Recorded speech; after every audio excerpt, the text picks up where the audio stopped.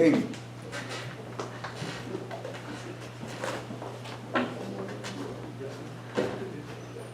La semana pasada estábamos hablando en relación a la memorización de los versos, ¿verdad? ¿Cuántos se pusieron el reto de memorizarse Efesios 2:10? A ver, algún valiente.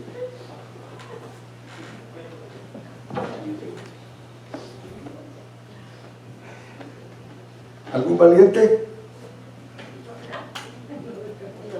Sin ver, memorizado, dijimos.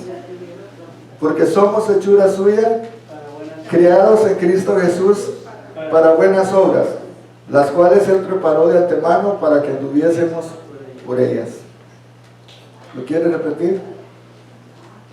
Diga la palabra. Mire, hermano, mi hermana, si usted la repite, se le va a quedar. La repetición, primero se memoriza una frase, después otra y la otra, y cuando usted siente ya se lo supo. Porque somos hechura suya, criados en Cristo Jesús para buenas obras, las cuales Él preparó de antemano para que anduviésemos por ellas. ¿Alguien se anima? Es un desafío, no le digo que se aprenda todo el libro de Efesios. Un verso, por lo menos que cuando terminemos el libro, por lo menos diga usted, ya me sé un verso de Efesios.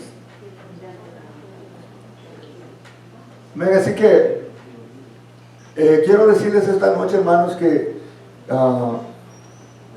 esta experiencia de estar estudiando el libro de Efesios va muy de la mano con lo que he estado estudiando yo, y fíjense que hermoso es de poder meditar la palabra sin ninguna prisa, sin ningún que usted la pueda degustar. Meditar la palabra es que usted lea y detenga qué le habla esa porción a usted. Así que esta noche quiero que mantenga su Biblia en el libro de Efesios, el capítulo 2, versículo 10, perdón.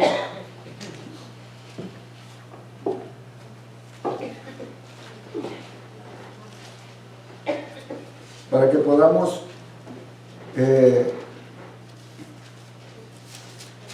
sé que hay mucho que podemos hacer. La semana pasada estuvimos viendo, ¿verdad?, que somos salvos por gracia porque nosotros somos pecadores. ¿Cuántos son pecadores? Amén. Gloria a Dios, qué bueno. La iglesia está llena de pecadores. La semana pasada estábamos diciendo, ¿verdad?, que la palabra pecar del griego viene, que lo que ¿cómo se llama el tiro al arco? Tiro con arco. Tienen un círculo, ¿verdad? Y tira la flecha y tiene que pegarle al centro. Pero cuando le falla, eso significa, en el término, eso es pecar. Viene siendo la misma palabra que se usa.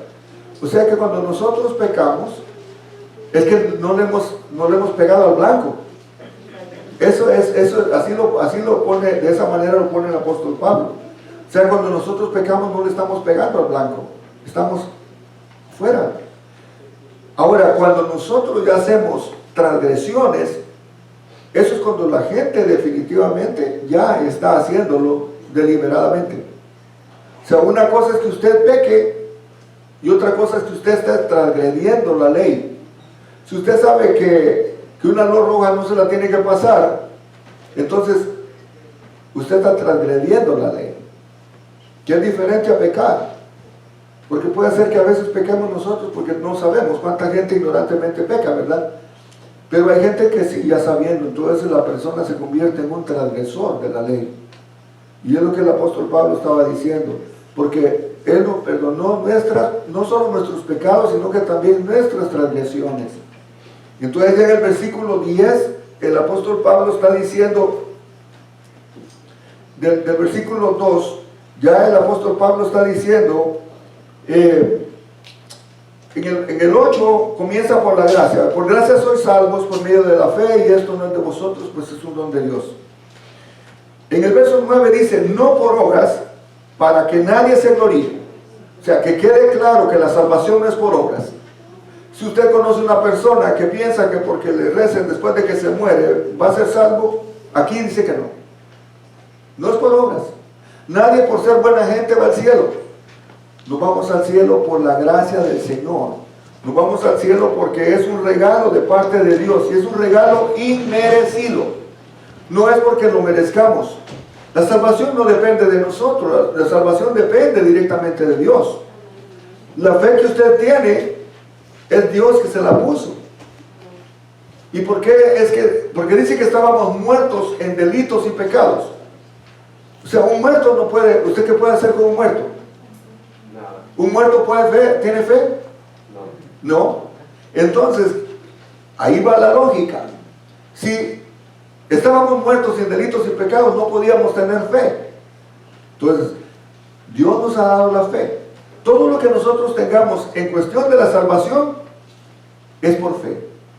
Y es por un regalo de Dios. Es Dios quien lo puso en nosotros. Es Dios quien nos puso la vida. Es Dios también quien nos perdonó. Es Dios quien ha propuesto un plan de salvación para nosotros.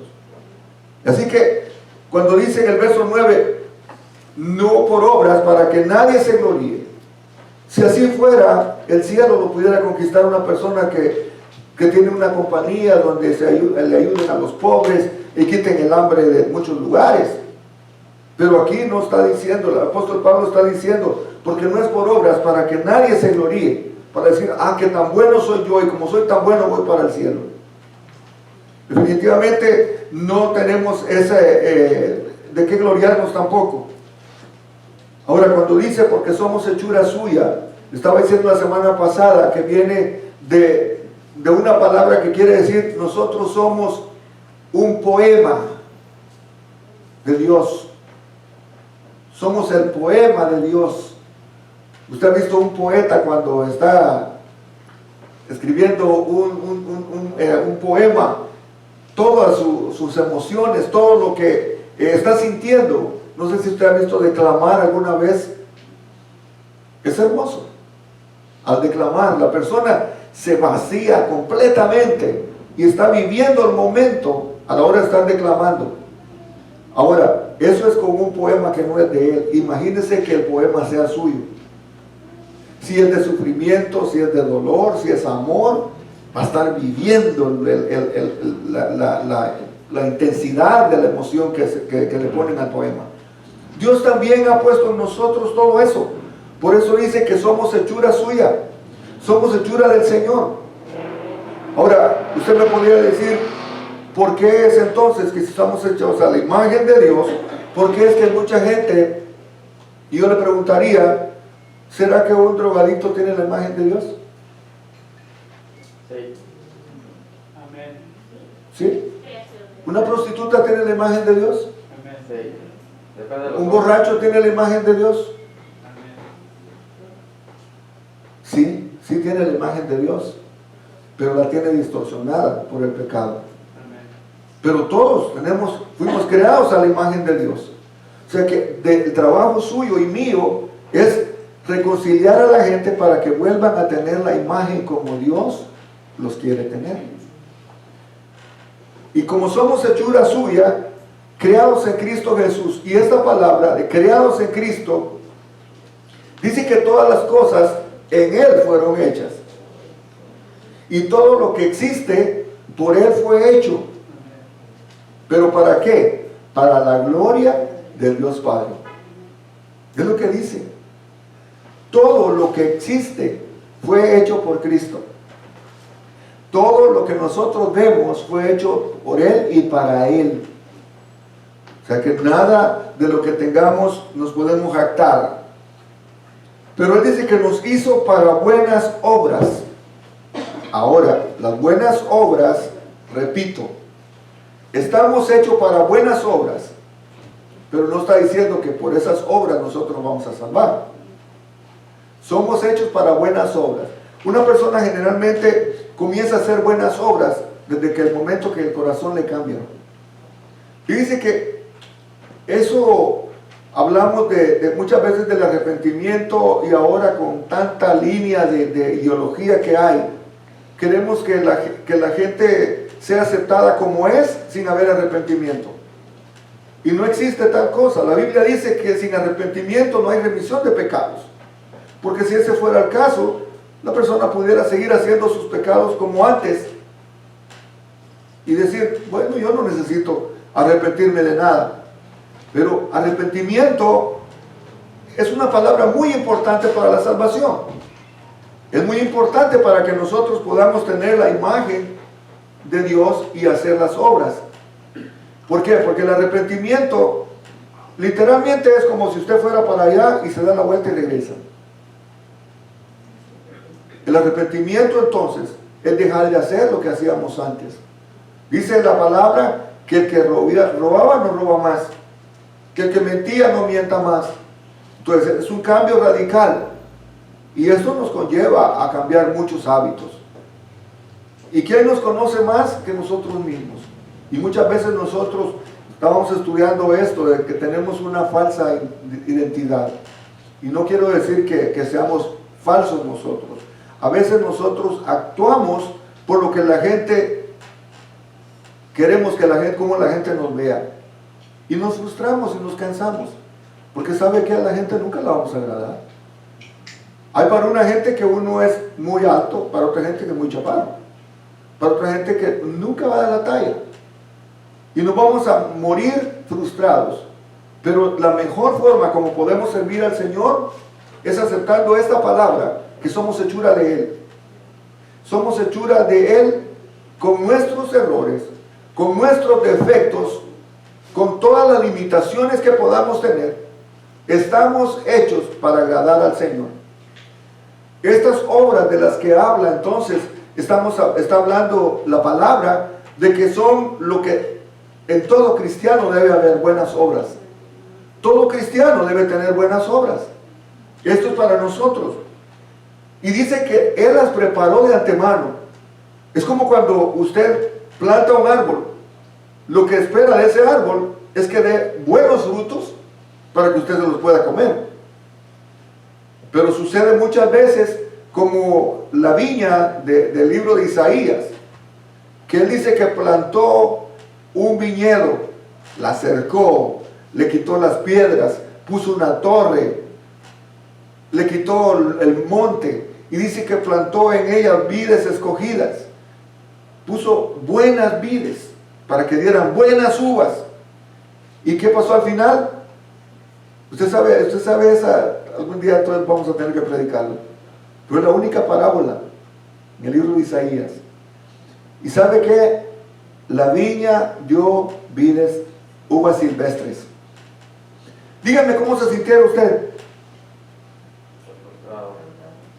Eso es lo que pasa con Dios, de que Él nos hizo para buenas obras, pero es lo que menos hacemos. Nuestro testimonio, hermano, no es porque no fallemos a la iglesia, o fallemos al templo, o que vivamos una vida religiosa. No consiste en esto. Consiste en que nosotros vivamos una vida con un testimonio que le agrade a Dios. Amén. Oiga bien, que le agrade a Dios. Amén. No a la gente. No estamos llamados a agradar a la gente. A mucha gente le podemos caer mal. Pero Pedro, ¿qué fue lo que dijo? Hay que agradar a Dios antes que a los hombres. Así que dice que Él nos preparó para estas buenas obras antes, de antemano, para que anduviésemos en ellas. O sea que andar en las buenas obras aparentemente no tuviera sentido, ¿verdad? Pero quiere decir que Él ya hizo las buenas obras para que nosotros andemos en esas obras que Él preparó para nosotros. O sea, si Él ya las preparó y no andamos en las buenas obras, quiere decir que algo malo está pasando con nosotros, no con Dios. Ya ahora entrando al versículo 11, dice: por tanto, acordaos que en otro tiempo vosotros, los gentiles, en cuanto a la carne, eran llamados incircuncisión por la llamada circuncisión hecha con mano en la carne, El apóstol Pablo está recordándole, porque acuérdense que los romanos eran gentiles, aunque había muchos de descendencia judía, pero en este lugar le está hablando a los gentiles. Dice, vosotros que en otro tiempo, los gentiles en cuanto a la carne, eran llamados incircuncisos. Esa palabra de incircunciso es una palabra despectiva. Es una palabra que no tiene, para un judío, ¿cómo ponerle? Es una palabra denigrante. Es una palabra que ellos la ocupan como para decir que no hay salvación. ¿De qué manera el apóstol Pablo lo presenta? Es que la persona que es judía, el que está circuncidado en cuestión de la carne, supuestamente está cumpliendo la ley y está haciendo lo que la Torá o su libro manda. Pero le voy a poner de esta manera: en cuanto a nosotros querer ser judíos, nunca vamos a poder serlo. ¿Sabe por qué? Porque no nacimos. Y eso es algo de que, por ejemplo, un rabino en una iglesia ortodoxa, en una iglesia judía, usted no puede llegar y decir, yo quiero hacerme ya judío, porque usted es gentil. Y lo que le pueden hacer es sacarlo, porque nosotros los gentiles, de acuerdo a la Biblia de ellos, usted y yo no tenemos salvación. Nosotros estamos preparados para el infierno. La salvación solo es para ellos. Por eso es que Jesús vino a hacernos, a injertarnos, como dice Romanos, ¿verdad? A ponernos en el plan de Dios también. El apóstol Pablo está en esta palabra, nos está diciendo que éramos gentiles en cuanto a la carne, porque éramos de la incircuncisión. Pero cuando el apóstol Pablo habla en Romanos, está diciendo que es mejor estar circuncidado ¿de qué? Del corazón. Porque mucha gente que tal vez puede ser circuncidada en la carne, no está haciendo lo que del corazón necesita ser circuncidado. En aquel tiempo estaban sin Cristo, alejados de la ciudadanía de Israel y ajenos a los pactos de la promesa, sin esperanza y sin Dios en el mundo. ¿Qué esperanza tenía un gentil? Si no lo tenía en ese tiempo, las cosas no han cambiado. Ellos siguen creyendo de que usted y yo no somos salvos. Hagamos lo que hagamos, nosotros no vamos a ser salvos. Que solo ellos van a ser salvos. ¿Usted ha tenido contacto alguna vez con algún judío? Y usted le puede decir esto, exactamente.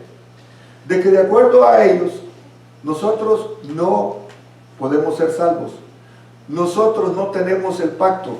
Nosotros no estamos ni en la menor posición de poder tener la salvación.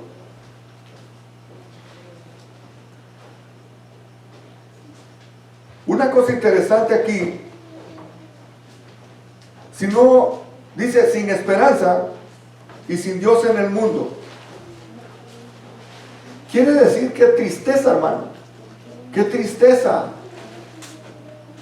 Imagínense que han pasado cuántos años y que no haya salvación. ¿Qué esperanza entonces tuviéramos nosotros? ¿Puede usted imaginarse cuántos años habrían pasado? Si no viene todo, mire, si Cristo no viene, prácticamente no hay esperanza. Para ellos, hermano, no les preocupa. Son una minoría, pero ellos todavía están convencidos de que usted y yo no merecemos la salvación. Y el apóstol Pablo se preocupa por eso, porque precisamente por eso el apóstol Pablo estaba diciendo de que era necesario que se reconociera que Cristo vino para hacernos adopción, para involucrarnos en el plan de salvación de Dios para nosotros. Amén. Si usted no se alegra por eso, es porque todavía no ha entendido lo que Jesús vino a hacer.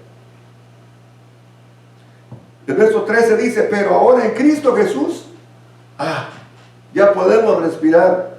Ahora en Cristo Jesús, dice, vosotros que en otro tiempo estaban lejos, habéis sido hechos cercanos por la sangre de Cristo. O sea que ahora tenemos acceso. Por medio de Jesús tenemos acceso al Padre. Dice que el velo se rompió de arriba hacia abajo. Y eso sucedió cuando Cristo murió, ¿verdad? Dice que del velo fue partido de arriba hacia abajo. Y qué hermoso, porque entonces tenemos acceso al Padre. Amén. Por medio de Jesús. Si el plan de salvación que se le puede exponer a cualquier persona no tiene a Jesús, no tiene salvación. Y la persona que no acepta a Jesús, cuando se le ofrece el plan de salvación, un día nos presentaremos ante Dios. Y ese día más vale de que en esta vida hayamos tomado la decisión de tenerlo como nuestro Señor y nuestro Salvador, para que cuando lleguemos seamos salvos. Amén. El verso 14 dice, porque Él es nuestra paz, de que ambos pueblos hizo uno, derribando la pared intermedia de separación. Y ahora me detengo en esta palabra porque tal vez usted, ¿qué pared? ¿De qué pared está hablando? De la pared de los que no eran circuncidados y los que sí eran. Sí, pero hay otra cosa. El pueblo elegido y el que no éramos elegidos. Los gentiles y los que se sentían dentro de él. Dice que el apóstol Pablo sabía perfectamente lo que era las escrituras, ¿no? Y entonces, él se está refiriendo en esto. En el tabernáculo estaba el atrio de los gentiles. Ahí podían entrar los gentiles. Estaba el atrio de las mujeres. Y era el puro atrio. Acuérdense que en el pueblo judío, las mujeres no tienen la misma posición que el hombre. Entonces está el atrio de los gentiles, donde podían entrar los gentiles, sí, a adorar, pero no podían entrar a las demás áreas del tabernáculo.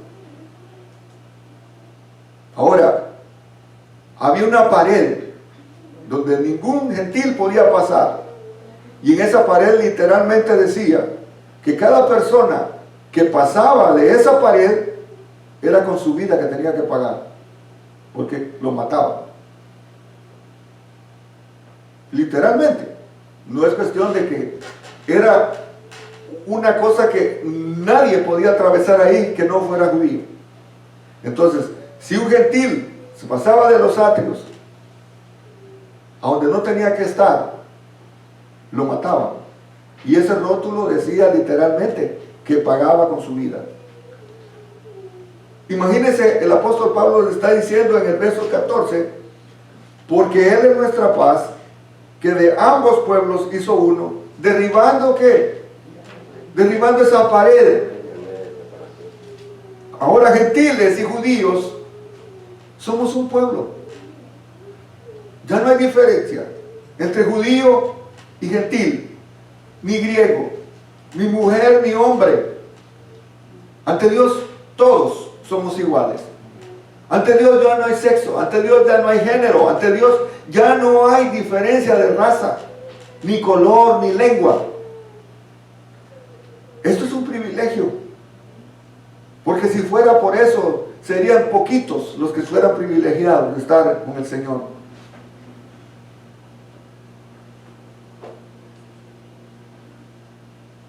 Esa pared intermedia de separación fue derribada.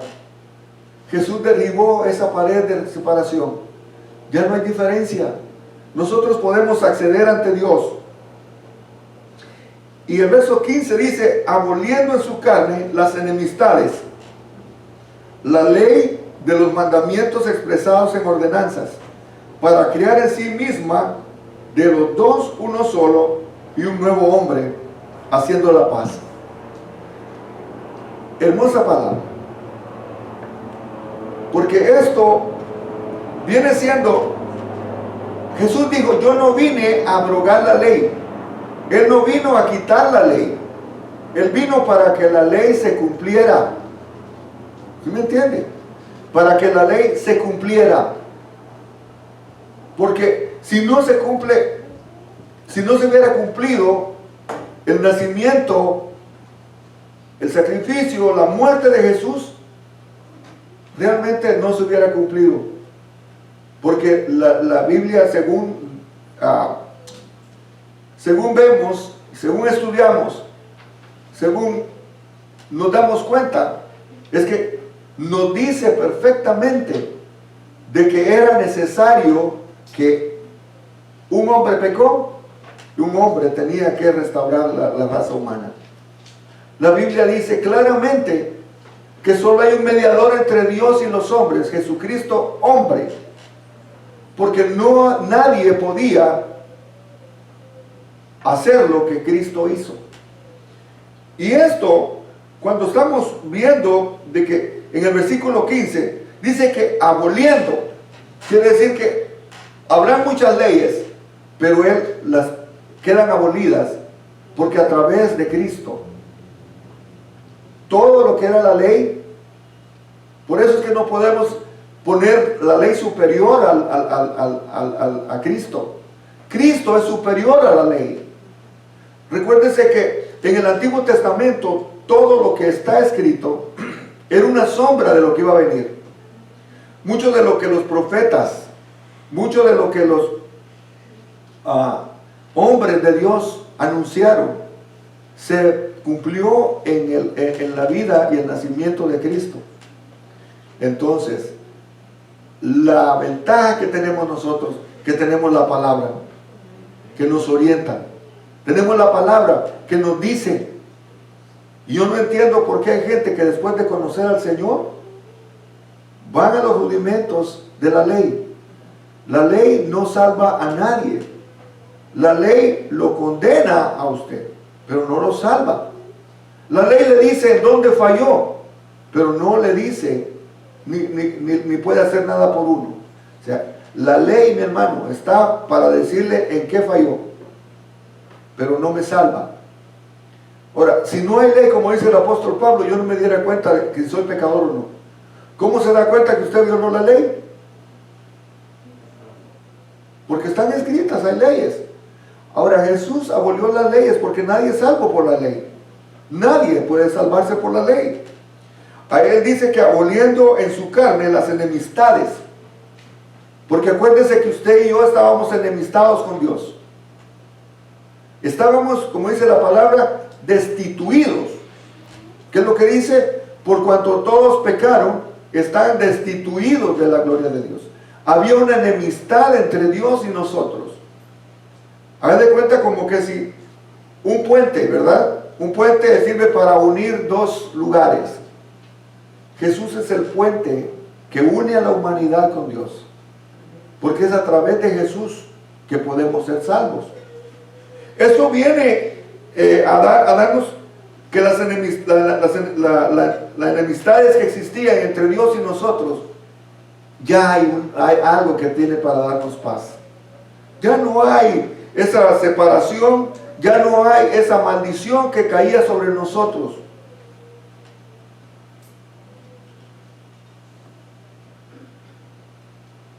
Todos los mandamientos y ordenanzas, habíamos hablado, ¿verdad?, que los judíos tienen 365 mandamientos, uno por día, más otros mandamientos que hacen un total más de 700 mandamientos que tienen que cumplir.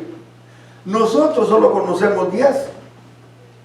Y de esos 10 Jesús dijo, cuando le pregunta al joven, ¿verdad? Señor, ¿cuáles son los mandamientos? Y él le dice, bueno, el primero es amarás a Dios con todo tu corazón, con toda tu mente, con todo tu entendimiento, ¿verdad? Y el segundo es parecido al primero. Dice, amarás a tu prójimo como a ti mismo. Y qué fácil se le puede decir a alguien, ¿verdad? Pero dígame, ¿habrá persona que ame a Dios con todo su corazón, con toda su mente, con todas sus fuerzas, con todo su entendimiento? Porque es un gran mandamiento. Pero, ¿sabe qué? guardando ese mandamiento, muchos pecados ya no los cometeríamos. Porque si amáramos de verdad a Dios, no mintiéramos. Si amáramos de verdad a Dios, no robáramos. Si amáramos a Dios, no hubiera necesidad de cualquier otro mandamiento. Por eso Jesús lo puso como el mayor mandamiento, el primer mandamiento, el mayor mandamiento. Y el segundo es parecido. Amarás a tu prójimo como a ti mismo. Le aseguro que es más fácil para muchos decir yo amo a Dios. Pero qué tan difícil es amar a nuestro prójimo. Por eso la ley no la podemos cumplir. Porque si de 10, uno violamos, ya violamos el resto de los mandamientos. Entonces volvemos a caer en la misma. Por eso es que abolió las enemistades y también la ley de los mandamientos expresados en ordenanzas, para crear en sí mismo de los dos un solo, un hombre nuevo. Hay un hombre nuevo. Hay alguien que dice la palabra, no se me distraiga, mi hermano.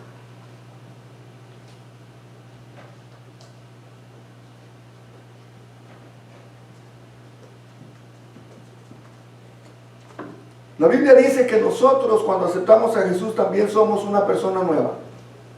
Él mismo lo dice, de modo que si alguno está en Cristo, nueva criatura es. Las cosas viejas pasaron y aquí todas son hechas nuevas. Esta palabra entonces es cuando dice que un hombre nuevo, ya no tenemos excusa para decir, es que yo soy así, que no. Lo ideal, lo que el Señor quiere, que ese hombre nuevo tenga una nueva identidad, una nueva personalidad, un nuevo carácter, un nuevo temperamento, y que tengamos la imagen de Cristo. Por eso, el versículo 16 dice, hay una coma, dice, haciendo la paz. Cuando los ángeles anunciaron a Jesús, que dijo que Jesús era ¿qué? Príncipe de paz. Es Cristo quien trae la paz. Y esa paz que sobrepasa todo entendimiento. Hermano, muchas veces no logramos entender. Hasta a mí me cuesta entender cuando dice esa paz que sobrepasa todo entendimiento. Porque muchas veces podemos estar pasando aflicciones, preocupaciones, penas, lo que sea. Pero esa paz que podemos tener en medio de la tormenta, en medio de la dificultad, hay gente que no la tiene. Hay gente que tiene dinero, pero no tiene la paz. Hay gente que tiene dinero, pero no puede dormir. No tiene paz. O sea, la paz no se adquiere por tener una posición económica estable. Usted puede dormir en una cama que valga $5,000, pero no le garantiza que le dé el sueño. Amén. Porque no es eso. La paz la da el Señor. Y no estamos hablando de una paz momentánea, porque me la da el saber que tengo una buena tarjeta de crédito o que tengo una posición estable. La paz la da el Señor. De saber que hay, no hay, yo estoy en paz. Ya el versículo 16 dice, y mediante la cruz reconciliar con Dios a ambos en un solo cuerpo, matando en ella las enemistades. Mediante la cruz reconciliar. ¿Sabe que esto era muy difícil para que la gente lograra entender? La cruz es locura para muchos. ¿Por qué? Porque para ellos, ¿cómo iban a poner su confianza en un hombre que había sido crucificado? Para comenzar, se crucificaba a lo peor, los peores malhechores, la gente más mala, lo peor que existía. Los romanos tenían ese castigo habían inventado la crucifixión como un ejemplo, un escarnio, para que la gente dejara de ser mala. Pero en Filipenses él dice que se humilló hasta lo sumo. Cuando habla de lo sumo, es lo más bajo que pudo haber, era la muerte. Y Filipenses dice, y muerte de cruz. Pero por haberse humillado hasta lo sumo, lo más bajo, dice que Dios lo exaltó hasta lo más alto también. Para que vendrá el día cuando todos, ricos, pobres, millonarios, se van a tener que arrodillar delante de Él. Es lo que dice la palabra. Se va a tener que humillar todo delante de Él. Porque Él se humilló hasta lo sumo, el Señor lo ha exaltado hasta lo sumo. Para que toda lengua confiese y todo se arrodille delante de Él. Hermano, eso es hermoso. Porque sabemos perfectamente de que Él, reconciliando con Dios, nos ha reconciliado con Dios. Yo he dicho, hermano, que el ministerio mejor que puede anhelar usted es el de la reconciliación del mundo con Dios. Porque reconciliar al mundo con Dios, somos parte del reino. Y mucha gente está perdida. Cuando entra al reino, hay galardones.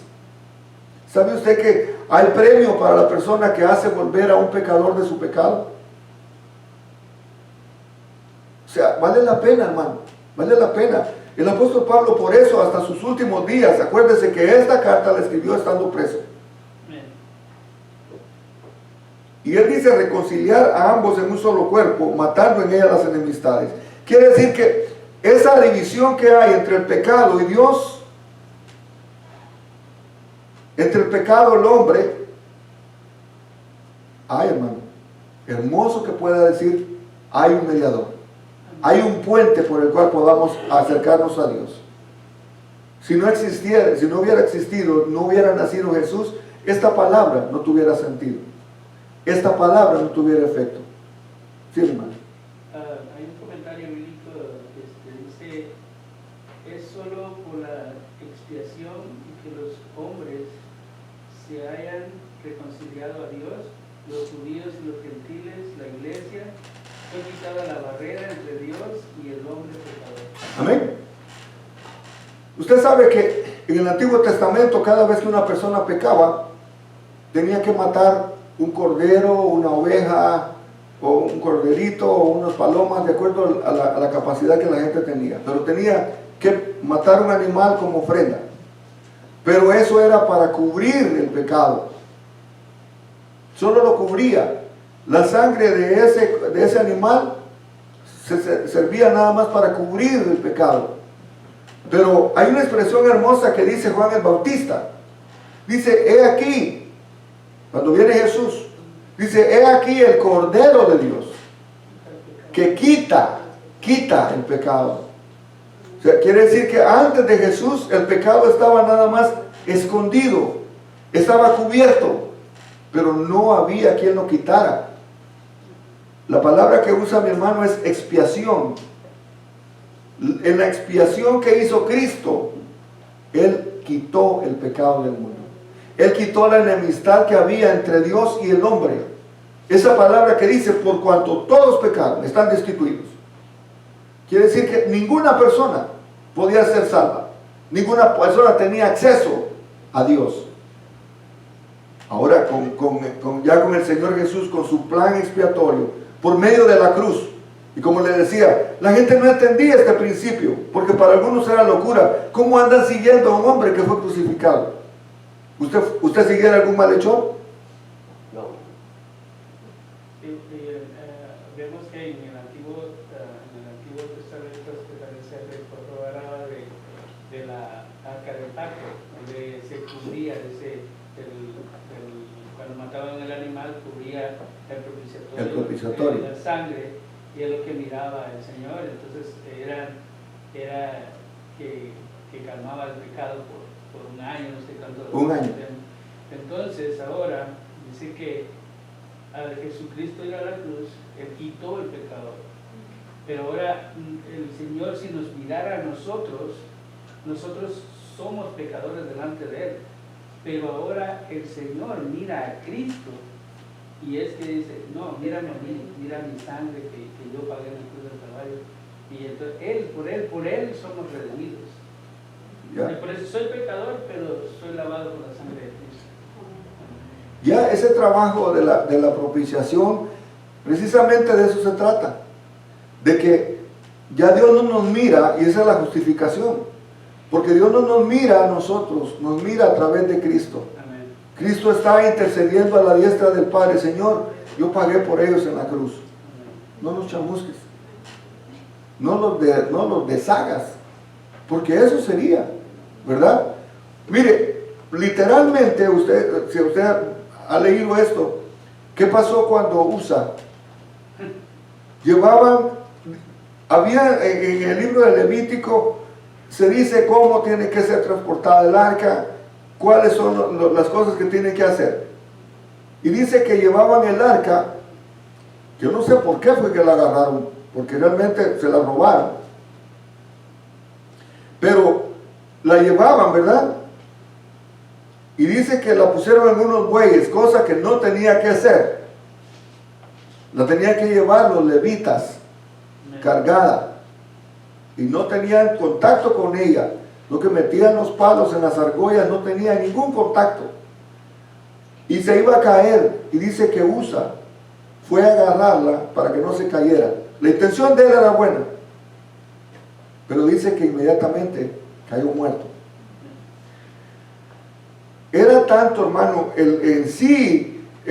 lo del arca del pacto, que la presencia de Dios estaba en ese lugar. Y como dice hermano Rafael, una vez al año, el sacerdote, el sumo sacerdote, entraba al lugar santísimo donde estaba el arca. Y él agarraba al cordero y rociaba la sangre por todo el pueblo, en el propiciatorio, en la tapadera. En la tapadera estaban los querubines y con las alas y todo. Pero dice que el sacerdote cuando entraba tenía que usar unas campanitas en el borde del vestido, porque dice que cuando él entraba a oficiar, si no estaba bien, inmediatamente caía muerto. Ahora mire qué compromiso. Y le amarraban también el pie, porque si no se oían las campanitas, a sacarlo muerto. Se imagina que eso era el arca del pacto, era algo material. Imagínese cómo nos quisiéramos acercar ante Dios nosotros. No pudiéramos. Por eso es que al leer esta palabra, lo único que viene a mi mente es que es imposible acercarnos a Dios sin Jesucristo. No podemos acercarnos a Dios sin Jesucristo. Aquí en el comentario, si usted puede leer en el segundo párrafo. Pero el comentario aquí dice: por medio de la sangre de Cristo, la muerte de Cristo rompió el velo. ¿Oye? Rompió el velo. Y pudimos entrar, ¿verdad? Judíos y gentiles a la presencia de Dios, ya que la sangre de Cristo no tenía ninguna mancha de pecado. Los requisitos de la ley fueron totalmente satisfechos en Cristo para que cada uno de nosotros seamos libres para obedecer sin ninguna atadura o esclavitud. Esa palabra es la que muchos no entienden. No soy libre, puedo hacer lo que me da la gana. No, somos libres del pecado. Somos libres para ya no pecar, porque el que es esclavo del pecado no puede dejar de pecar, porque es esclavo. Ahora,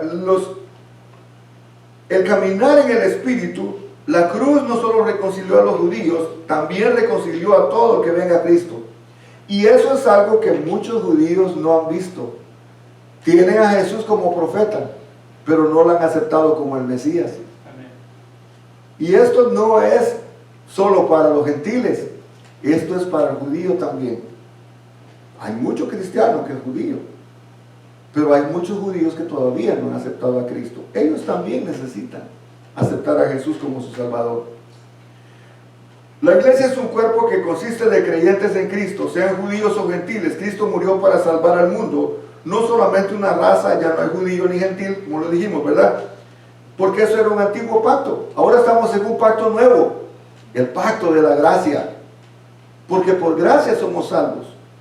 Ahora, ¿cuándo se va a terminar la era del pacto de la gracia?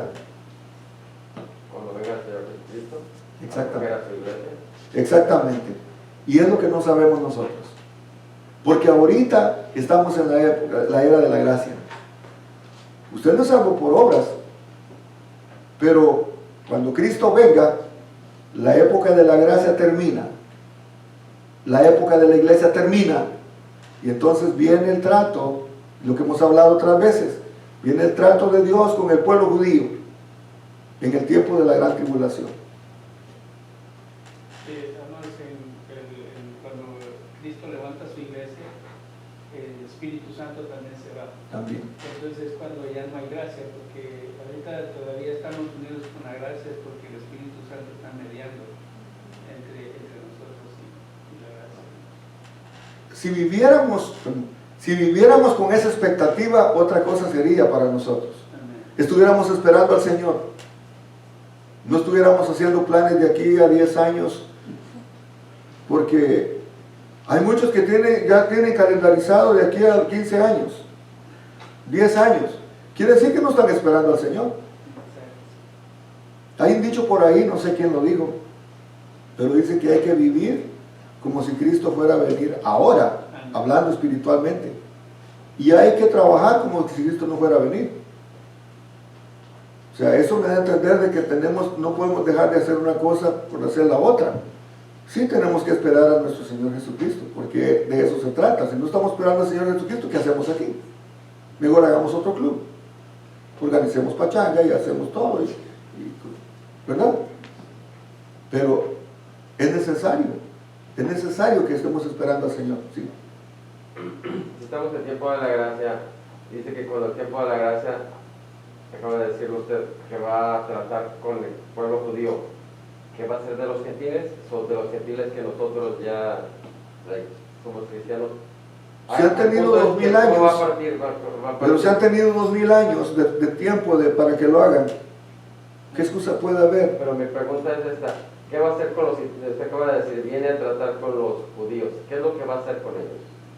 ¿Con los gentiles? No, con los judíos, porque usted dice, ahorita estamos en el tiempo de la gracia, cuando venga, ¿qué va a hacer con los judíos? Todo está escrito. Él va a comenzar, los judíos le van a entregar el templo y lo van a decir que como él se presenta como el Mesías, va a ser el anticristo, el falso profeta y la bestia.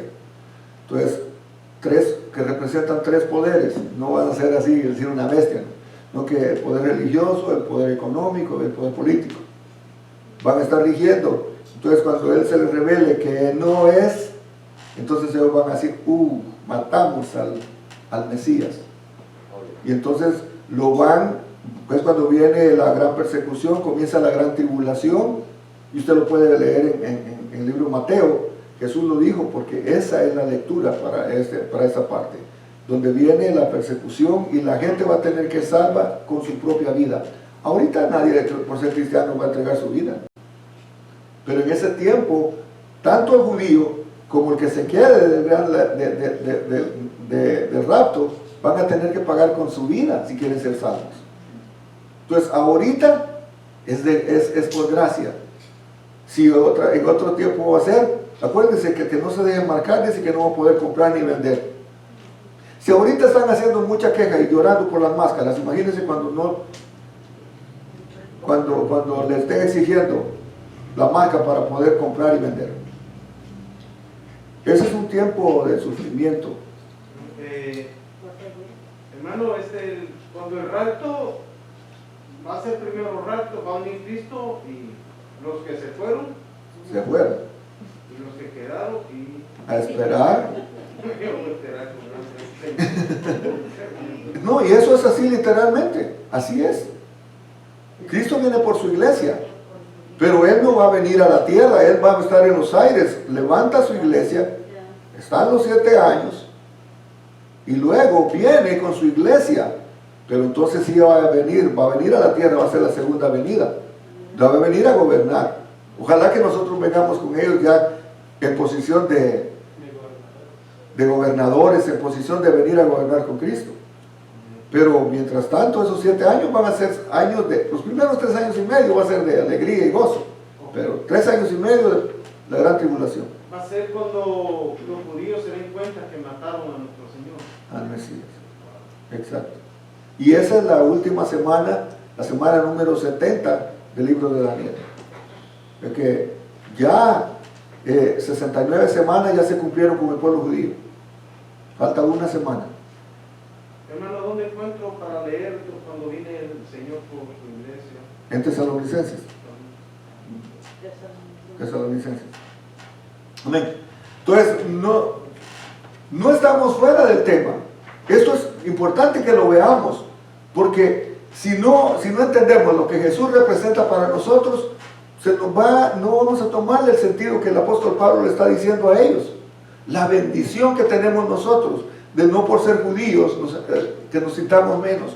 Él ya vino a quitar la división que había entre judíos y gentiles.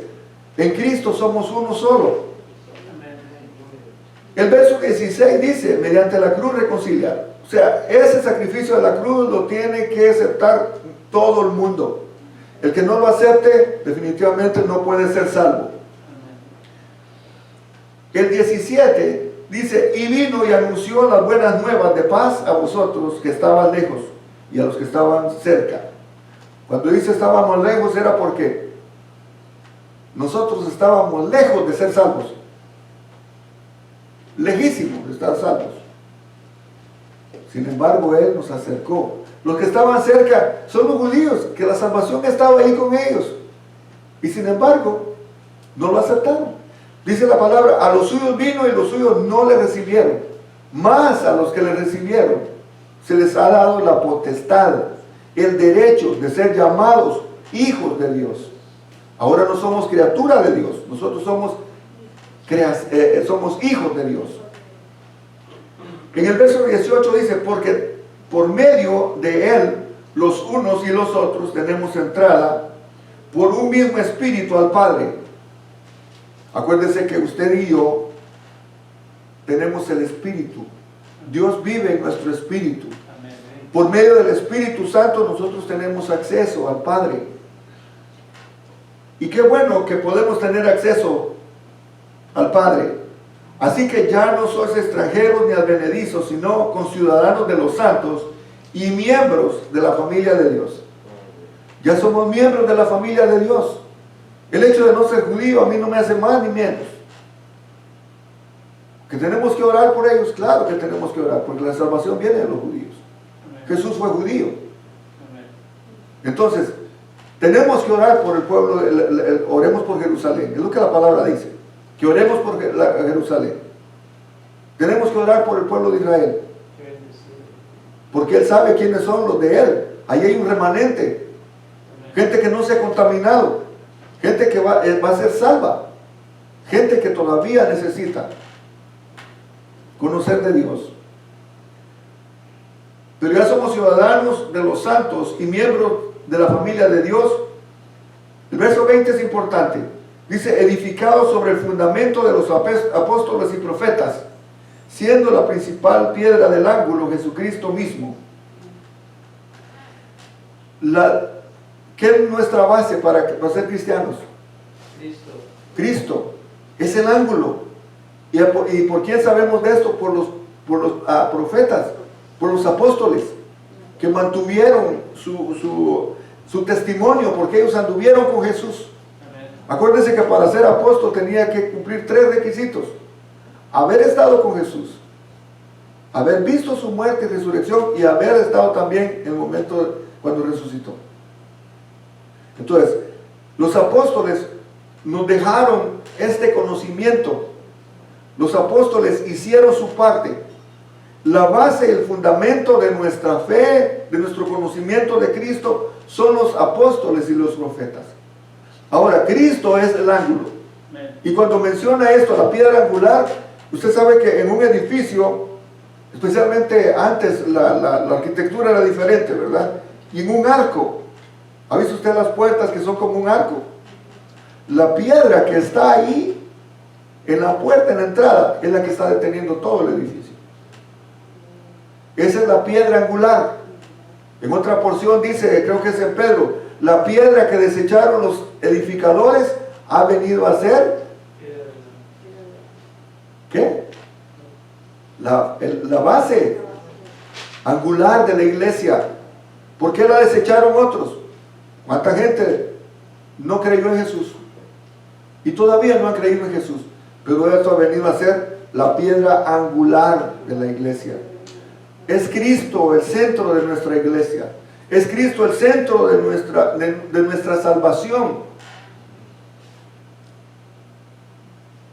Ya somos edificados sobre el fundamento de los apóstoles, ¿verdad? Somos edificados en el fundamento de ellos. Y también en quien todo el edificio, bien coordinado, va creciendo para ser un templo santo en el Señor. O sea que la base la dieron los apóstoles, la piedra angular es Jesucristo, y sobre Jesucristo vamos edificando nosotros. Aquí no es cuestión de que, esto no me gusta, lo voy a quitar, y esto no me gusta. No, dice que bien coordinado. ¿Qué pasa si a un edificio usted solo le pone 3 columnas? Se cae porque no tiene buen fundamento. Entonces los apóstoles ya nos dieron un fundamento, como decir, ya podemos confiar. La piedra angular es Jesucristo. Nosotros podemos seguir edificando sobre Jesucristo porque es base sólida. Por último dice el verso 21 y el 22, en quien vosotros también juntamente edificados para morada de Dios en el Espíritu. Y ahí nosotros somos morada del Espíritu Santo. Dice, ¿no sabéis que sois templo de Dios y que el Espíritu de Dios mora en vosotros? Por eso, hermano, nuestro cuerpo tenemos que cuidarlo porque somos el templo de Dios. Nosotros somos templo de Dios. A donde usted vaya, va Dios. Dios mora en nosotros. Ahora interesante porque dice que en nosotros va a ser edificado también, porque de la manera como nosotros comencemos a dejar que Cristo nos cambie y nos transforme, entonces nos va a estar edificando.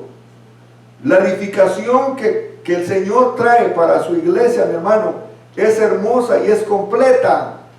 ¿Por qué? Porque no podemos pretender que podamos edificar en otra cosa. En mi vida y en su vida, quien debe ser edificado es Cristo. ¿A quién tenemos que parecernos nosotros? Es a Cristo. No podemos hacer otra cosa más que confiar, creer de que el Señor está edificándonos a nosotros. Nosotros somos como un ladrillo en el edificio de Dios. Nosotros somos piedras vivas, dice la palabra, ¿verdad? El apóstol Pedro dice que nosotros somos piedras vivas. Quiere decir que usted y yo estamos llamados a edificar el cuerpo de Cristo. Por eso cuando en una iglesia falta mucha gente, quiere decir que el edificio le faltan bastantes piedras. El edificio no está tan sólido. Edifique su vida en el fundamento que es Cristo. Ya tenemos conocimiento y esto nos va a dar la solidez que nosotros necesitamos. Hermano, la palabra es hermosa. La palabra nos da la confianza y nos da la certeza que en la medida que nosotros prediquemos del Señor, en la medida que nosotros hagamos de esto para nosotros, vamos a ser bendecidos y bendecir a otros. Vaya y dígale a la gente que no conoce del Señor, de que hay esperanza, de que hay solución, de que Cristo ya vino y que Cristo nos da la paz, que Cristo nos ha hecho herederos, nos ha hecho también hijos de Dios, porque mucha gente todavía no es hija de Dios, es criatura de Dios, pero todavía no son hijos de Dios. Ya que yo con esto termino. Si hay algún comentario, alguna pregunta, vamos a comentar. ¿Algún comentario?